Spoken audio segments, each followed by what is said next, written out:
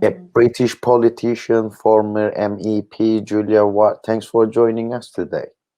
Yeah, it's good to be back, and it's a very crucial moment, I think, for many people. Things that are happening in both Turkey and in northern Syria, but also around the world. Thank you. So, how do you comment on the jailing of the TK co-chair and former HDP Hakkari MP Leyla Guven? Do you know? Well, first of all, Leyla is a personal friend. I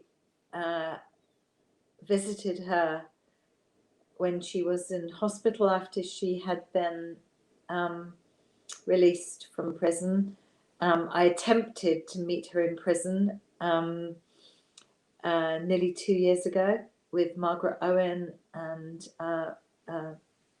Martina Anderson. This recent arrest and jail sentence is it feels very personal for me because it is my friend, and I was also an elected politician, so I want to support somebody who was an democratically elected politician.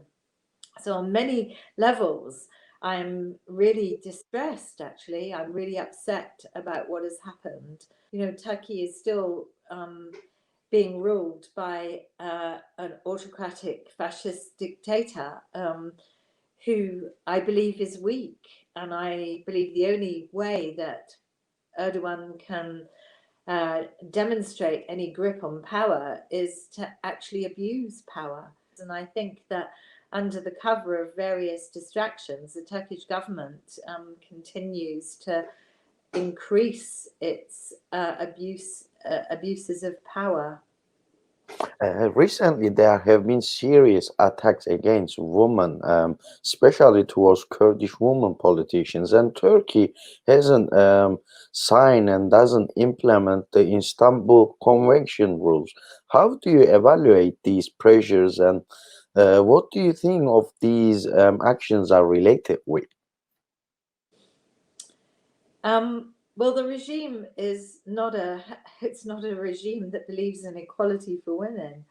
You know, it's a regime which wants to go backwards in terms of equal rights and gender equality.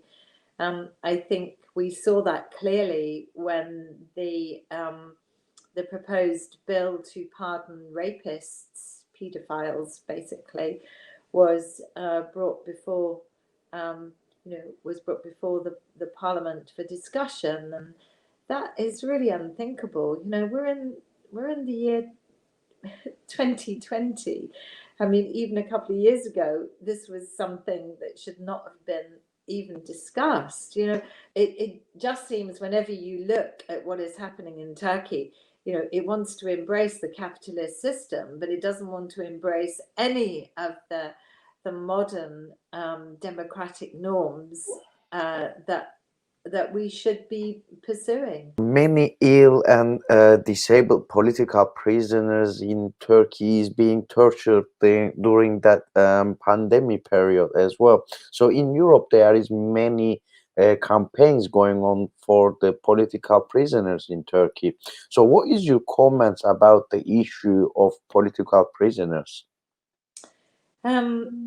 Well, we know that the Turkish government released quite a lot of prisoners during the COVID crisis, but chose not to release or improve the conditions of political prisoners, particularly Kurdish political prisoners.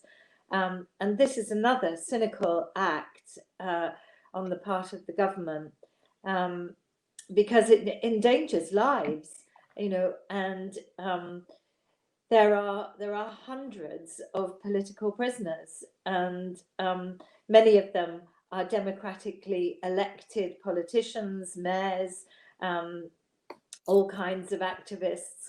But also we have many lawyers imprisoned, many journalists. Turkey is the #1 jailer of journalists in the world.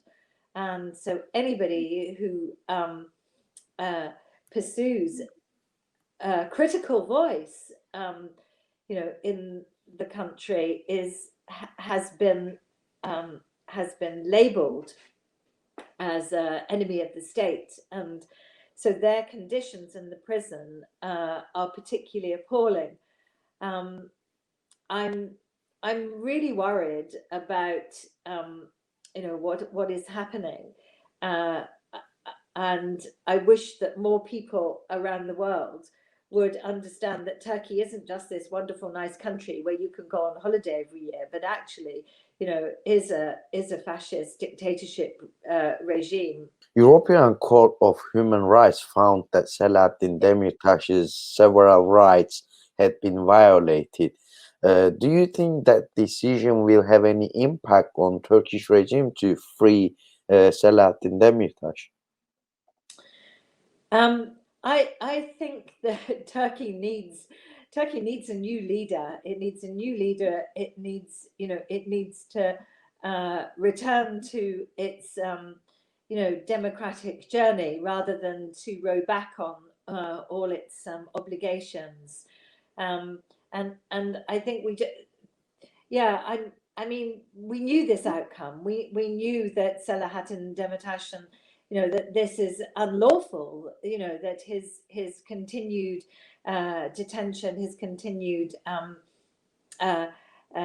jail sentence is not conscionable, and yet the Turkish government will be so frightened to have him released because he is again another very inspiring leader.